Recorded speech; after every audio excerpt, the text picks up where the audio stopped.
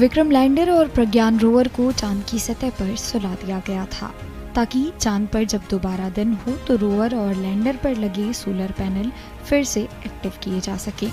आज जब चांद पर फिर से दिन की शुरुआत हो रही है तो रोवर और लैंडर को फिर से जगाने का प्रयास इसरो के वैज्ञानिक करने वाले हैं।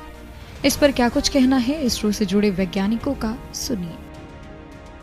देखिए, ये दुनिया उम्मीदों की भरोसा में रहती है, तो हम उम्मीद करते हैं इसरो के इंजीनियरों ने उतना प्रिकॉशन लिए होंगे, जितना पॉसिबल कोशिश किए होंगे कि बाहर का टेम्परेचर -130 डिग्री भी हो जाए, जब चांद का जब रात होती है तो तभी भी अंदर का टेम्परेचर अंततः -30 डिग्री सेंटीग्रेड ऐसा मेंटेन किए होंगे थर्मल मैनेजमेंट से, जो भी है।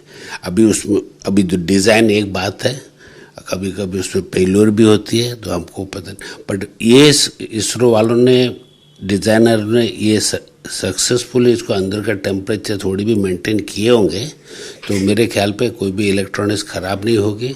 तो आज जगने का चांस है।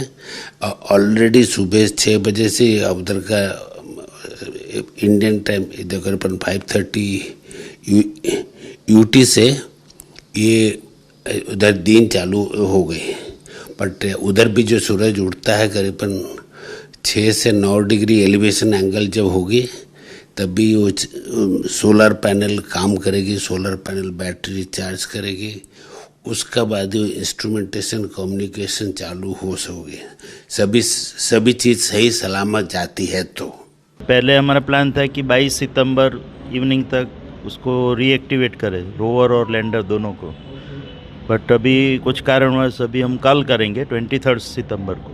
सो 23 सितंबर को फिर से लैंडर और रोवर को स्लीप मोड से बाहर निकाल के रीएक्टिवेट करने का प्लान है। अब तक कितना डेटा भेजा है, कितना मीटर वहाँ पे चंद्रयान वहाँ पे मूव किया है सब? तो रोवर पहले तो हमारा प्लान था लगभग 300 से 350 मीटर घुमाने का, बट कुछ कारणवश और जो एक अर्थ स्टेशन अवेलेबल नहीं था JPL का, तो उसके कारण मूवमेंट अभी सेंचुरी हमने पार कर दिए। अराउंड 105 मीटर मूवमेंट रोवर का वहाँ पे हो चुका था पिछले, जब लास्ट टाइम 10 दिनों तक हमने रोवर को वहाँ पे चंद्र की सतह पे घुमाया था, तो काफ़ी डेटा उसमें आया है। जो लैंडर के 4 पेलोड है वो तो लैंडर तो वहीं पे खड़ा है, और उसी तरह रोवर 105 मीटर घूम के उसके जो 2 पेलोड हैं वहाँ पे उससे डेटा कलेक्ट किए हैं, तो पूरा डेटा अभी इधर आर्काइव हो चुका है और साइंटिस्ट उस पर काम कर रहे हैं। हमारा जो चंद्रयान 3 गए थे उसका जो विक्रम लैंडर और रोवर प्रज्ञान था, उसका लाइफ पीरियड 14 दिन था, तो 14 दिन के लिए इसको डिज़ाइन किया गया था। तो 14 दिन के बाद ये स्लीप मोड में चले गए थे, क्योंकि वहाँ पे अंधेरा हो जाते हैं, रात नाइट टाइम में वहाँ पे टेम्परेचर बहुत कम हो जाते, -200 डिग्री सेंटीग्रेड से कम हो जाते। तो इससे क्या होता है कि जो हमारा पावर सप्लाई के लिए जो बैटरीज है वहाँ उसके अंदर जो केमिकल्स है, रसायन है, उसका जो काम करने का तरीका या प्रॉपर्टी चेंज हो जाता है, तो संभवतः बैटरी और काम नहीं करेगा। कुछ साइंटिस्ट का ये मत है, तो बैटरी काम नहीं करेगा तो कोई भी पावर जनरेशन नहीं हो पाएगा, तो कोई भी सिस्टम काम नहीं कर पाएगा। अगर ये टेम्परेचर को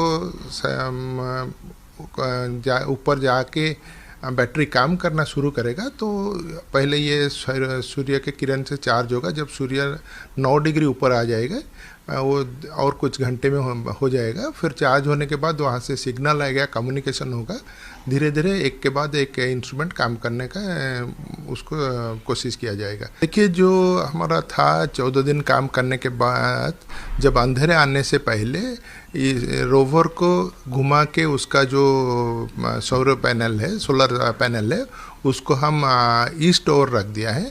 तो इसको टिल्ट ऐसे रहा है कि जब 8-9 डिग्री ऊपर आ जाएगा सन, उसके बाद वो चार्जिंग होना शुरू होगा, और ये जो पोजीशन है वहाँ से फिर वो काम करना शुरू करेगा। और लैंडर जो पोजीशन में वहीं पे है, लैंडर का कुछ एक्सपेरिमेंट में किए थे हमने, कुछ हॉपिंग एक्सपेरिमेंट, तो लेकिन वो सुरक्षित है उधर है।